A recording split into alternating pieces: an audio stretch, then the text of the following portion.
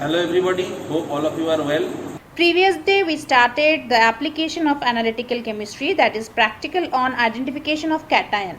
We started with first identification of copper 2 plus in copper sulfate, and there we have seen that when sodium hydroxide is added to it initially in a little and then in excess to the copper sulfate solution, there is only pale blue color precipitate, and when ammonium hydroxide is added to copper sulfate solution, initially a pale blue color precipitate forms which dissolves in excess to give inky blue color tetraamine copper sulfate solution.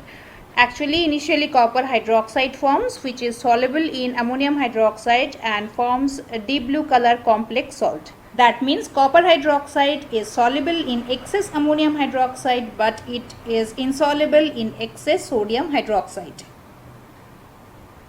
And then we have seen Fe2 plus identification. Fe2 plus in solution gives dirty green precipitate both with sodium hydroxide and ammonium hydroxide, and it remains insoluble in excess sodium hydroxide as well as in ammonium hydroxide.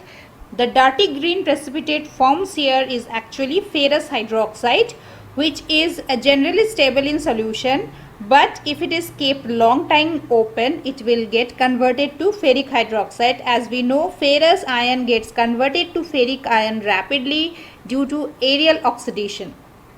Next, today we are going to see two more cations. Do the test for ferric chloride anhydrous salt. Okay, ferric chloride salt. So first you see this ferric chloride is hygroscopic, very question. It will absorb moisture and it will become liquid. See the color, brown color salt. So I am taking little bit of this salt inside this test tube. This one is sufficient. It should be airtight, otherwise it will absorb moisture from the air and it will become liquid. This ferric chloride anhydrous. Then we will add water and try to make a clear solution. Now here concentration of iron is very high, so we have to reduce this amount. Again we have to dilute it with water, otherwise we will not be able to understand the precipitation. Here now you see the color is light yellow color. Here you see light yellow color. Next we will divide the solution into two equal halves. In one test tube we are taking 1 to 2 ml of this ferric salt. Then we will add sodium hydroxide solution dropwise.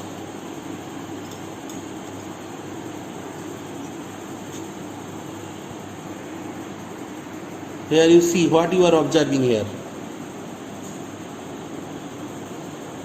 You are observing a reddish brown precipitate of ferric hydroxide. If you add excess, it is not soluble. That we are observing a precipitate that is the reddish brown in color, that is ferric hydroxide. Okay. And it is insoluble if we add excess sodium hydroxide. Next we will take the another portion of the solution, and here we will add ammonium hydroxide. First we will add dropwise.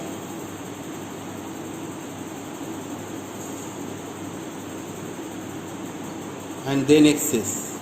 Here also you are observing that a reddish brown precipitate is coming. See here.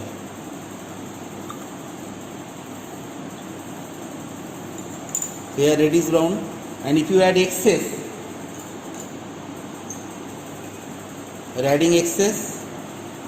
Now if we turn the test tube upside down, it is not soluble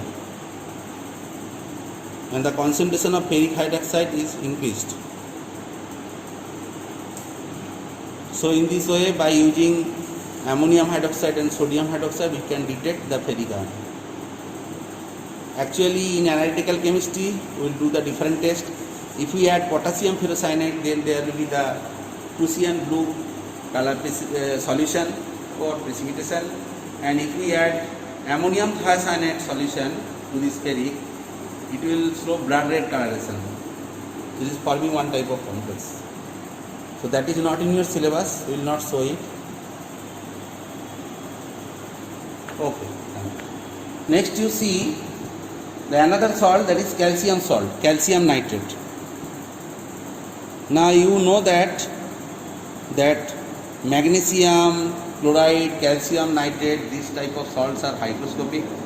Okay, and 80% also they will absorb moisture and it will become liquid. Here the whole solution, whole solid turns into liquid. You see the inside, liquid is there. I am pouring inside a test tube, into a test tube, then you can understand easily. See, this one is liquid. Now, to this solution, first we will add sodium hydroxide.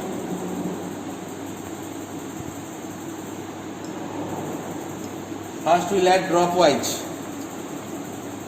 2-3 drops. See here, what you are observing, the white precipitate of calcium hydroxide is formed. If you add excess, it is not soluble. See here.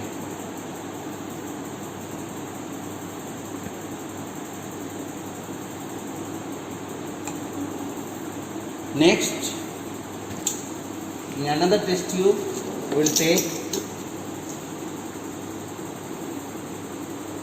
this calcium nitrate solution, and to this solution we will add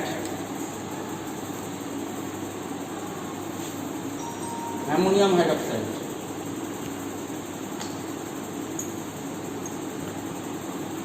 We are adding dropwise first. Here you see there is no observation, no color change, no precipitate formation. Okay, so that means it is not reacting. It is not reacting with this solution.